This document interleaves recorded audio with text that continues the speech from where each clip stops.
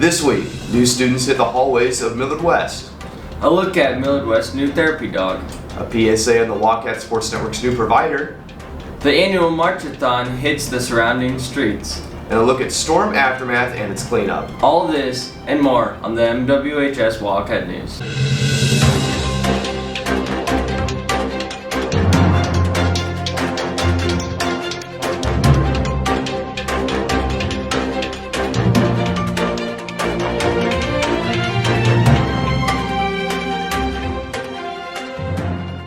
Welcome back for a new school year, Wildcats. I'm Samuel Whitaker.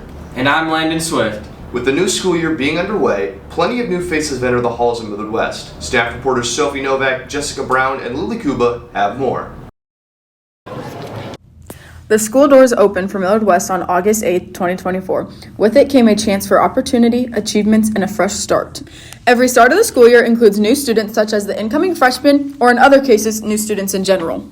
Beginning the year at a new school can be very scary or exciting, but either way, it won't be long until they fit in. It's a lot different because my old school didn't care about phones or really e-hall pass or at all. Not only do students begin a new chapter here, but they also get the opportunity to fulfill their interests. I'm adjusting very well. I'm meeting a lot of new friends and I love the teachers. My favorite class is Intro to Carpentry because we do a lot of hands-on activities. Millard West provides many activities and clubs and has a prominent sports program. Sophomore Casey Dubinsky will be trying out for baseball in the spring, and senior Ella Wolf and sophomore Isabel Miller are both part of softball program here at Millard West. I went to Berks, that was a completely different district, but the grading scale is different, and then our scheduling is, like our block scheduling is different, and then also the technology. We had iPads at Burke, and so now we just have computers, and all the different documents and stuff are different. As the school year goes on, there will always be a time for new students to attend Millard West. A time to make new friends, accomplish your goals, and make a lasting impact. This has been Sophie Novak, Jessica Brown, and Lily Kuba with the MWHS Wildcat News. If you've walked past the library during passing period, you may have noticed a new member of the library staff, Nova, a 1.5-year-old Bernese mountain dog who serves as Millard West's very own therapy dog. MWHS Wildcat News editor Samuel Whitaker and managing editor Devin Hoshaw has more. This year, Millard West has a new addition to its library staff. This furry friend's name is Nova, a 1.5-year-old Bernese mountain dog who spends her time in the library getting pet, patrolling the shelves, or taking a nap. Behind the scenes, a lot of thought was put into bringing Nova to West on all levels. It all started with Mrs. Gerke, our teacher librarian, and she had saw many things that therapy dogs being used in the past, and then therapy dogs being very helpful in our library. And so with the proper training and paperwork, we went ahead and submitted that to the district, and it was approved by the district. As far as training, Ms. Gerke has meticulously trained Nova since getting her, along with putting her through a program called Pups with a Purpose. We started training as soon as we brought her home. So really she went through about 12 months of training in order to get to this point. A lot of it also included outside of the dog classroom as well. And then going to stores that are dog friendly, meeting all different types of people, practicing around medical equipment because we volunteer at retirement homes and hospitals as well. So it just is a lot of practice. In order to calm others, all therapy dogs must be able to stay cool in instances that others may feel overwhelmed in.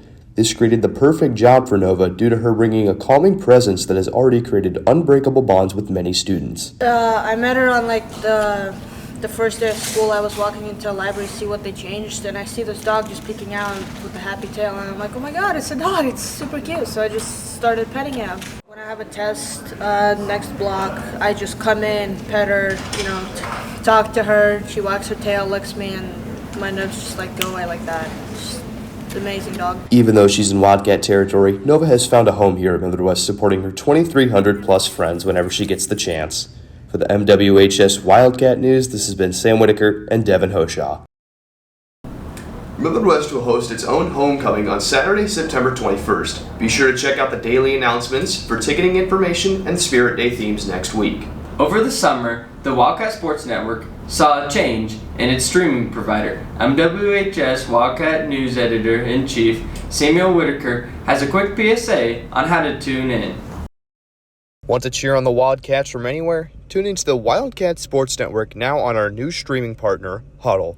You can expect the same high quality and student-run streams right from your fingertips with the Huddle Fan app by downloading it in the App Store or Google Play Store. Don't miss any of the action by following Millard West's Huddle page via the app or by searching Millard West Huddle with your web browser. Wherever you are, stay connected and keep up with all the thrilling moments of Wildcat athletics. She gets it down. Wildcats on the board. Tonight, the varsity football squad will square off with the top-ranked West Side Warriors at 7 p.m. The theme is Neon. If you can't make it to tonight's game, you can also tune in live on the Wildcat Sports Network. Be sure to tune in using the Huddle Fan app on your smart device or by searching Millard West Huddle with your web browser. Back on Saturday, August 17th, the Millard West Marching Band showcased their annual Marchathon. Strolling through the surrounding streets, staff reporters Asif Saltani and Jacob Larson have more.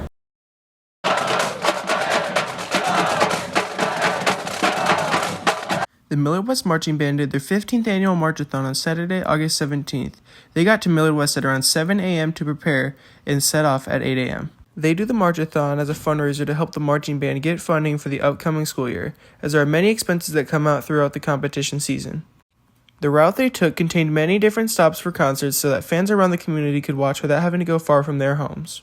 For some students, the Marchathon has become a less stressful event as they've been able to master it over the years. Well, it gets easier as you go, maybe because I'm just getting more used to the Marchathon.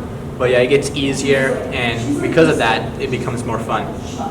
Band director John Keith enjoys seeing upperclassmen help out and support underclassmen, as the Marchathon is a very difficult thing to start out your high school marching band career with. I think the culture is very good where our seniors, all of our upperclassmen, really put in the time to help the younger students so that they feel confident and are prepared to go. Another thing students like is to see the community come out and support. It is very rewarding for your hard work and dedication to pay off in the eyes of the fans. My favorite part of the Marchathon is seeing the turnout. Every year, tons of friends and family come, and people who aren't involved in band get to come see us play and hear us, and it's just a really fun experience overall. From the MWHS Wildcat News, this has been Jacob Larson and Asif Sultani.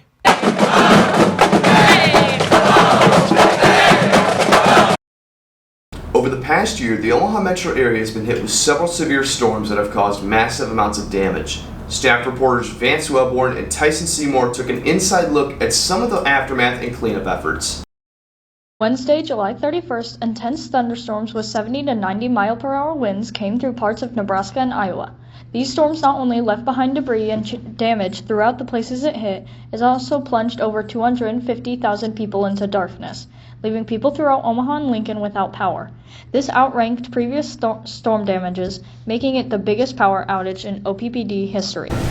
There were complications in getting the problem fixed. It seemed like we did not see OPPD in our neighborhood for some time, and when we saw them, they were focused on fixing bigger issues.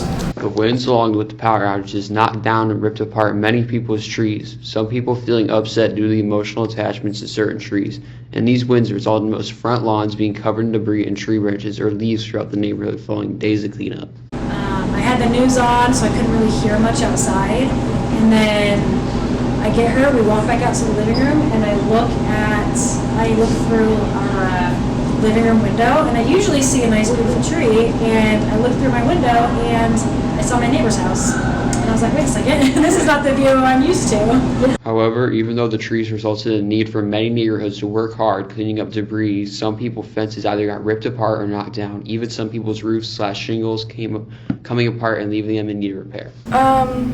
We had some damage to our house. Parts of our shingles came off, and then some big tree branches fell down and broke our fence. Overall, the storms on July 31st left lots of people in need of either repairs or cleanup, maybe even both. Even weeks later, the city is still picking up yard waste or debris. This has been Vance and Tyson for the MWHS Wildcat News. That's all for this week, Wildcats.